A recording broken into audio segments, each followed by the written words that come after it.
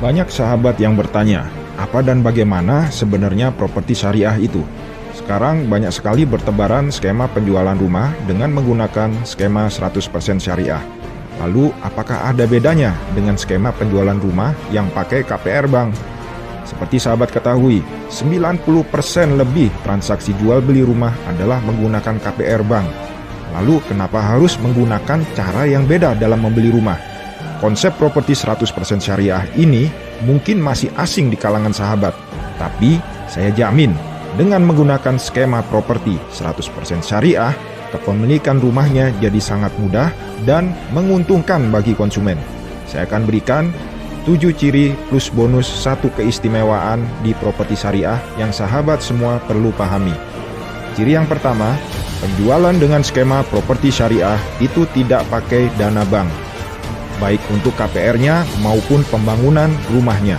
Dengan tanpa melibatkan pihak perbankan dalam akad jual belinya, maka kepemilikan rumah jadi jelas. Developer sebagai penjualnya dan konsumen sebagai pembelinya. Ketika terjadi akad jual beli, maka terjadi perpindahan kepemilikan dari developer kepada konsumen. Jelas dan mudah kan? Cukup 2 pihak saja dan prosesnya tidak rumit. Selain itu, tidak ada biaya KPR Bank, sehingga harga pembelian rumahnya bisa lebih murah. Konsumen mendapatkan harga yang lebih murah. Ciri yang kedua, penjualan dengan skema properti syariah tidak ada bunga atau riba. Seperti sahabat ketahui, kalau menggunakan KPR Bank, maka nilai angsuran bisa naik secara tiba-tiba tanpa persetujuan dari pembeli. Ketika bunga fix sudah selesai, maka bunga floating akan menentukan nilai angsurannya. Apalagi kalau di masa krisis, maka tiba-tiba saja nilai angsuran per bulan jadi berlipat-lipat dan konsumen bisa jadi gagal bayar. Ini kan dolim. Ini juga adalah riba yang diharamkan oleh Allah Subhanahu wa Ta'ala. Ini tidak terjadi di skema properti syariah. Dengan skema properti 100% syariah, maka ketika terjadi akad jual beli, maka harga fix tidak berubah lagi selama masa perjanjian. Yang ketiga, di skema properti syariah, para developernya juga tidak menerapkan denda karena developernya baik-baik dan paham bahwa konsumen bisa saja terkena musibah di tengah periode selama angsurannya belum lunas. Karena paham bahwa musibah ini adalah sesuatu yang di luar kendali konsumen, maka apabila konsumen terkena musibah dan mengakibatkan angsurannya tertunda, maka konsumen bisa datang ke developernya, kemudian meminta izin untuk menunda pembayaran. Tetapi, jangan lupa sahabat, kalau memang punya kemampuan angsuran dan kondisinya baik-baik saja, jangan pura-pura terkena musibah ya, ntar kena musibah betulan, naudzubillah min dzalik. Keempat, di properti syariah juga tidak menerapkan sita rumah.